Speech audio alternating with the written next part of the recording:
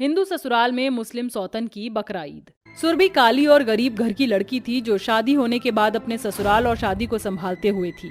फिलहाल वो खाना बनाकर जैसे ही अपनी सास को देती है तो खाना खाकर कमला कहती है, काली कलूटन बांझ कहीं की, खाना बनाती है कुछ आता जाता तो है नहीं लगता अब तुझे।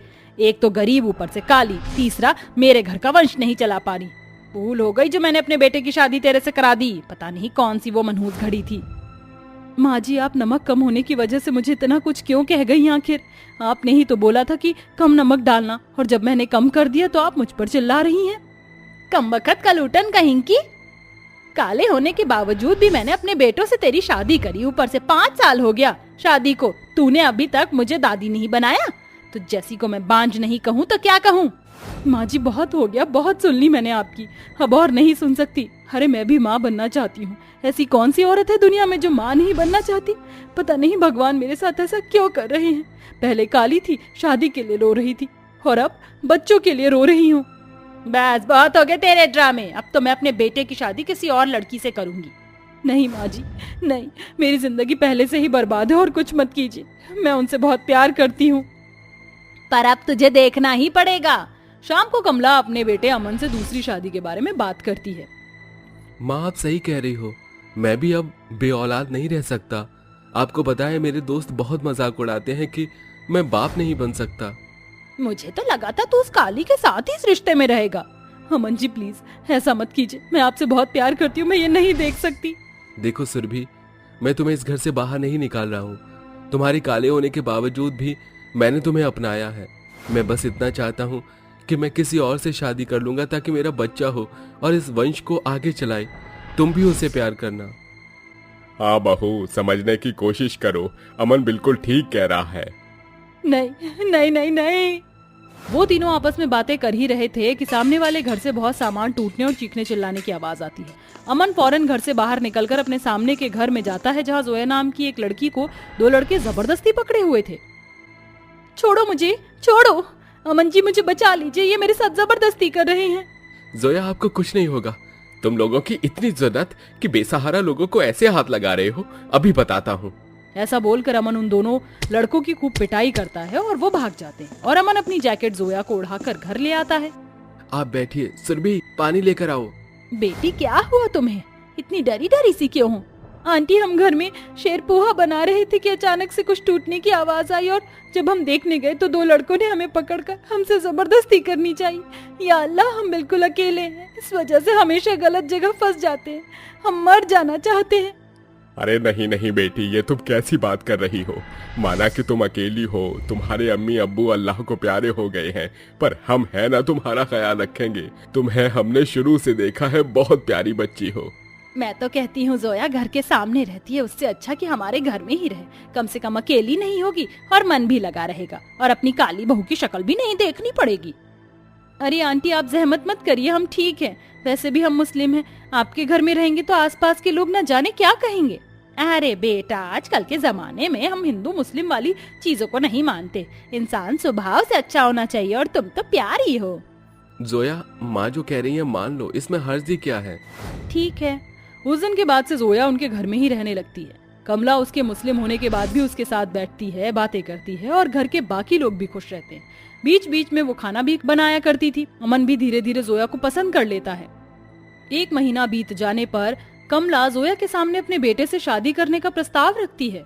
अरे आंटी, आप ये क्या कह रही हैं? ऐसा नहीं हो सकता, सुरभि बाजी उनकी पत्नी है। देखो सुरभि ना तो तुम्हारी जितनी सुंदर है, और ना ही वो इस घर को खुशी दे सकती है, पर तुम इस घर को एक चिराग दे सकती हो। शादी कर लो, और तुम तो अकेली हो, हम सब ने तुम्हें अपना लिया है। हाँ सुरभि, मान जाओ, मुझे कोई एतराज नहीं है। तो अब से आपको अम्मी जान कहूँ? अम्मी जान, हमें अमन कबूल है। ये सब दरवाजे के बाहर से सुरभि सुन लेती है। ये सुनकर उसके पैरों तले जमीन खिसक जाती है, और वो अपना मुंह बंद करके कमरे में बहुत रोती है। हे भगवान, आपने ये क्या कर दिया? अगर मेरे साथ इतना बुरा ही करना था तो मुझे इस दुनिया में क्यों बुलाया आपने? मेरे पति भी अब मेरे नहीं रहेंगे। इस घर में मेरी आंखों के सामने सौतन आएगी, वो भी मुस्लिम सौतन। ये सुनने के बाद अमन से दरख्वास्त करती है, लेकिन अमन उसकी बात को टाल देता है। घर में कमला काली बहू पर बहुत अत्याचार करती है, घर के सारे काम वही करती है। वहीं दूसरी ओर घर के सभी लोग अमन और जोया का निकाह कर देते हैं। अब अपनी आंखों के सामने सुरभि अमन को जोया के साथ खुश देखती है। वो दोनों एक दूसरे को खाना खिलाते हैं, बाहर घूमने जाते हैं। कुछ महीनों बाद वो प्रेग्नेंट हो जाती है। अब उसका 8वां महीना चल रहा था। कमला अपनी बहू को अपने हाथ से खीर खिला रही थी। एरी कलूटन, खीर खत्म हो गई है, मेरी गोरी बहू के लिए खीर लेकर आ। अम्मी जान बस कीजिए, अब और कितना खिलाएंगी, आप बहुत ख्याल रखती हैं मेरा। लाई माँ जी। ऐसा कहकर सुरभि रसोई में से खीर लाती है। मैं कितनी बुरी हूँ, मेरी आंखों के सामने मेरे पति की शादी हो गई और कमाल की बात तो ये है कि मैं सौतन के साथ रह रही हूँ और वो घर के चिराग को जन्म देने वाली है। मुझे मर जाना चाहिए।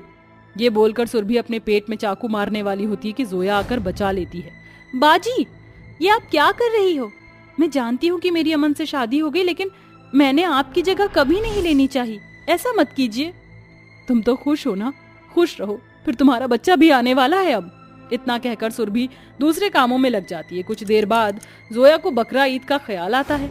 माँ जी, बकरा ईद हमारे लिए बहुत खास है, क्या आप मुझे बकरा ईद मनाने देंगे? क्योंकि शायद हिंदू रिवाज में ऐसा करना पाप होता है। हाँ बहू, जैसे तूने हमारे हिंदू रिवाज को अपनाया है तो मेरा भी दिल रखने के लिए बकरा ईद तो बना ही सकती हूँ मैं। आखिर तू मुझे वारिस जो देने वाली है। कब है बकरा ईद? कल है माँ जी। ये सुनकर कमला मान जाती है और जोया बकरा ईद की तैयारी करती है। अगले दिन जोया के कहने पर घर के सभी लोग मुस्लिम पोशाक में आ जाते हैं, जहाँ खजूर सेवैयां बनी होती हैं और कुर्बानी देने के लिए कमला बकरी भी लेकर आती है। बकरा ईद मनाकर उसे बहुत खुशी मिलती है। अम्मी जान, मैं बहुत खुश हूँ कि आपकी वजह से मैं बकरा ईद मना पाई, वो भी इतने बेहतरीन तरीके से। शुक्रिया अम्मी अब्बू। आइए अमन जी, आइए। बाजी, सेवैयां खाते हैं। तुम खा लो। माँ जी, आप इस घर में मुस्लिम बहू लाई तो लाई, आपने बकरा ईद भी मना लिया। क्या हो गया है आपकी मती को? तेरी जैसी काली से मुझे कुछ पूछने की जरूरत नहीं है। सोया बहू हमारे लिए इतना कर रही है, तूने तो वो भी नहीं किया, तो उसकी खुशी के लिए मैं बकरा ईद तो बना ही सकती हूँ। खुशी नहीं मना सकती तो खुशी बर्बाद भी मत करो सुरभि। ये सुनकर सुरभि अपने कमरे में चली जाती है। 2 हफ्ते गुजर जाते हैं। अचानक से जोया को लेबर पेन शुरू हो जाता है, जहाँ घर वाले फौरन उसे हॉस्पिटल ले जाते हैं और वो एक सुंदर से बेटे को जन्म देती है। तभी कमला गोद में मांगती है तो जोया कहती है, माँ जी, आज मैं अकेली माँ नहीं बनी हूँ। मैं सबसे पहले बाजी को अपने बेटे को गोद में देना चाहती हूँ। ये लीजिए सुरभि बाजी, मैं जानती हूँ इसे गोद में लेने के लिए आपकी बाहें तड़प रही होंगी। ये सिर्फ मेरा ही बेटा नहीं, आपका भी है। सच में जोया, क्या मैं अभी इसे दुलार कर सकती हूँ? जी बाजी। जोया, मुझे माफ कर दो, मैंने तुम्हें कितना कुछ कहा, तुम्हारा साथ नहीं दिया और तुमने मुझे बच्चा ही दे दिया। अब से मैं बहन की तरह रखूंगी तुम्हें। मुझे बहुत खुशी हुई, तुम दोनों एक साथ हो गई और हमारा बच्चा भी इस दुनिया में आ गया। ये देखकर कमला सबकी नजर उतारती है और जोया के सहारे सुरभि भी माँ बनने की खुशी मना पाती है। इस तरह वो सब खुशी खुशी रहने लगते हैं। आज मैं पंडित के पास जाकर ही रहूंगी। आज तो मुझे अपने 5 बेटों के लिए रिश्ते देखने ही हैं। अब मैं किसी की नहीं सुनूंगी। हेमलता अपने 5 बेटों की कुंडली लेकर घर से निकलती और सीधा पंडित के पास पहुंच जाती है। लो पंडित जी, ये मेरे 5 बेटों की कुंडली है। अब इनकी कुंडली देख के बताओ कि मेरे बेटों के नसीब में अच्छी और संस्कारी बहू है या नहीं। कुंडली देखने के बाद पंडित जी कहते हैं, देखो बहन, मैं तुमसे कुछ झूठ बोलना नहीं चाहता।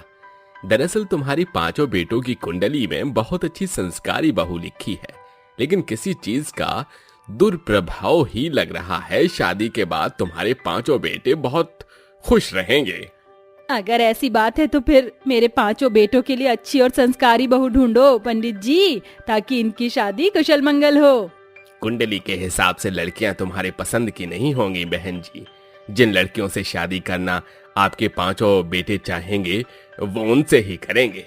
पंडित की बात सुनकर हेमलता थोड़ी सी परेशान हो जाती है, जिसके बाद वो वापस अपने घर जाने लगती है। जैसे ही वह घर पहुंचती है, वहां पर उसके सामने 5 लड़कियां बुरखे में खड़ी होती हैं और हाथ उठाकर हेमलता से कहती हैं, वालेकुम अस्सलाम मम्मी जान।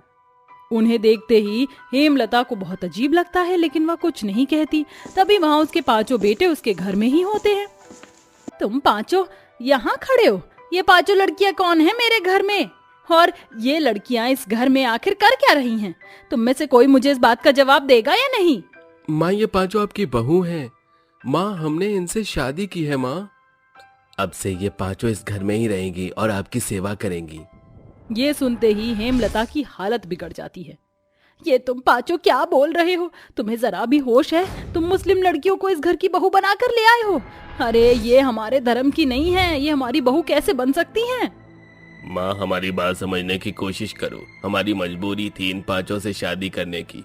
अगर हम इनका हाथ नहीं थामते तो आज पता नहीं इन पांचों के साथ क्या होता। हेमलता के 5 बेटे अपनी माँ को एक झूठी कहानी सुनाकर कंफ्यूज कर देते हैं ताकि वह उनके प्यार को ठुकराए ना और उनकी पसंद की लड़कियों को स्वीकार कर ले। माँ, ये पांचों बेचारी बहुत गरीब थीं और इनके चाचा इन्हें एक आदमी को बेचने जा रहे थे। अगर हम इनसे शादी नहीं करते तो पता नहीं ये कहाँ होती, कैसे होती और किस हाल में होती। ये सुनते ही हेमलता सोच में पड़ जाती है, जिसके बाद उसे कुछ नहीं समझ आता और वो उन्हें घर में रहने के लिए जगह दे देती है, लेकिन उन्हें अपनी बहू के रूप में स्वीकारती ही नहीं है। ये पांचों इस घर में रह सकती हैं, लेकिन मैं इन्हें बहू के रूप में नहीं स्वीकार सकती क्योंकि ये मुस्लिम है और मैं हिंदू। हेमलता ऐसा कहकर अपने कमरे में चली जाती है, जिसके बाद उसके पांचों बेटे अपनी अपनी पत्नियों को अपने कमरों में ले जाते हैं। उस दिन के बाद से वह पांचों घर की जिम्मेदारियों को अच्छे से समझती हैं और घर के सारे काम अच्छे से करती हैं। मैंने सारे बर्तन और घर की सफाई कर दी है। अम्मी जान उठने ही वाली होंगी, चलो उनके लिए नाश्ता बना देते हैं। तुम्हें परेशान होने की जरूरत नहीं है, मैंने पहले ही अम्मी जान और बाकी सबके लिए नाश्ता बना दिया है, सब लोग आते ही होंगे। फिजा इतना कहती है कि तभी हेमलता के चारों बेटे और हेमलता खाने की टेबल पर आकर बैठ जाती हैं। जैसे ही वह एक के बाद एक वैरायटीज देखती हैं, वो परेशान हो जाती है। हे भगवान, ये क्या, तुम पांचों ने मेरी रसोई में चिकन बनाया है और हमारे आगे भी चिकन रखा है। तुमने तो मेरे पूरे घर को अशुद्ध कर दिया। अम्मी जान, हमें नहीं पता था कि आपको चिकन पसंद नहीं है, हम ये सब नहीं बनाएंगे। तभी बोलते हैं कि हमेशा शादी अपने कास्ट में ही करनी चाहिए, लेकिन देखो मेरे नामूर्ख बेटों को, अगर तुम पांचों मेरी पसंद की लड़की से शादी करते तो शायद ऐसा ना होता। हेमलता ऐसा कहने के बाद सारे चिकन के आइटम डस्टबिन में डाल देती है और खुद जाकर रसोई को अपने हाथों से साफ सफाई करती है और पूरे घर में पवित्र गंगा जल भी छिड़कती है। देखो देखो, हमारी माँ थोड़ी इन सब चीजों में प्रवेश करती हैं और उन्हें बिल्कुल भी पसंद नहीं कि उनके घर में कोई मांस मछली का टुकड़ा भी आ जाए। इसलिए अगली बार से ध्यान रखना कि ये गलती दोबारा से ना हो। हम आइंदा ऐसी गलती दोबारा नहीं करेंगे। हमें तो जरा भी अंदाजा नहीं था कि मां जी को मांस मछली बिल्कुल भी पसंद नहीं। हमने तो सोचा था कि आज हम पांचों उनके लिए मिलकर बढ़िया बढ़िया पकवान बनाएंगे जिससे वो खुश हो जाएंगे, लेकिन ये सब उल्टा ही हो गया। वो पांचों अफसोस में ही रह जाती हैं, जिसके चलते उनके पांचों पति अपने ऑफिस निकल जाते हैं। देखते ही देखते कुछ समय बीत जाता है और अब वह पांचों घर की सभी जिम्मेदारियों को अच्छे से उठा लेती हैं और हर एक त्योहार को बहुत अच्छे से मनाती हैं, जैसे होली, दिवाली और बाकी के हिंदू धर्म वाले त्योहार। बस अभी त्योहारों को अपना समझकर बनाती हैं, लेकिन हेमलता फिर भी उन्हें अपनी बहू स्वीकारती नहीं है। माँ, ये पांचों हमेशा इस घर के बारे में सोचती हैं, लेकिन आपने अभी तक इन्हें अपनी बहू के रूप में नहीं स्वीकारा। माँ, बकरा ईद आने वाली है।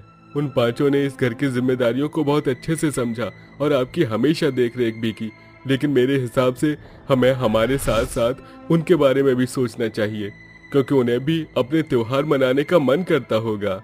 तुम्हारी हिम्मत कैसे हुई ये सब बोलने की? अरे तुम्हारी पत्नियों के चलते मैं अपने घर में बकरा कटवा लूंगी? तुमने एक बार भी हमारे धर्म के बारे में नहीं सोचा और लड़कियों की शादी होने के बाद उन्हें अपने पतियों के धर्म को अपनाना पड़ता है और यही कानूनन सही होता है। अब उन्हें अपने त्योहारों को भूलना होगा। हेमलता ऐसा कहकर वहाँ से चली जाती है, जिसके चलते उसके पांचों बेटे उसके खिलाफ जा ही नहीं पाते। देखते ही देखते कुछ समय बीत जाता है और बकरा ईद भी नजदीक आने वाली होती है, लेकिन इस बीच अचानक से हेमलता की बहुत ज्यादा तबीयत खराब हो जाती है, जिसके चलते वह बिस्तर से उठ भी नहीं पाती। लेकिन इसी दौरान उसकी पांचों मुस्लिम बहू उसकी खूब देख रेख करती हैं। मैंने तुम्हें कभी भी अपनी बहू के रूप में स्वीकारा नहीं, लेकिन फिर भी हमेशा तुम मेरी बहू बनकर हर एक जिम्मेदारियों को अच्छे से संभालती हो। मुझे तुम्हारे साथ ऐसा नहीं करना चाहिए था। हो सके तो मुझे माफ कर देना। नहीं अम्मी जान, आपको माफी मांगने की जरूरत नहीं है। ये तो हमारा फर्ज है जो हम मरते दम तक निभाएंगे। हेमलता को अपनी गलती का पछतावा होता है, जिसके चलते बकरा ईद वाले दिन वह अपनी पांचों बहुओं के लिए अपने हाथों से उनकी मनपसंद की चीजें बनाती है और उनके लिए एक बकरा भी ले आती है। तुम पांचों ने मिलकर कभी भी हमारे धर्म के त्योहारों में कोई भेदभाव नहीं किया, लेकिन जब तुम्हारे धर्म के त्योहारों की बारी आई तो मैं पीछे कैसे हट सकती हूँ? सभी के त्योहार मायने रखते हैं और तुम्हारे भी, इसलिए तुम्हारे त्योहारों का मनाने का कर्तव्य मेरा है। तुम्हें बकरा ईद मुबारक हो मेरी प्यारी बहुओं। हेमलता के ये कहते ही उन पांचों की आंखों में आंसू आ जाते हैं और वो अपनी सास को गले से लगा लेती हैं। उस दिन वह पांचों अपने बकरा ईद के त्योहार को बहुत अच्छे से मनाती हैं और अपनी सास के साथ खुशी खुशी रहने लगती हैं।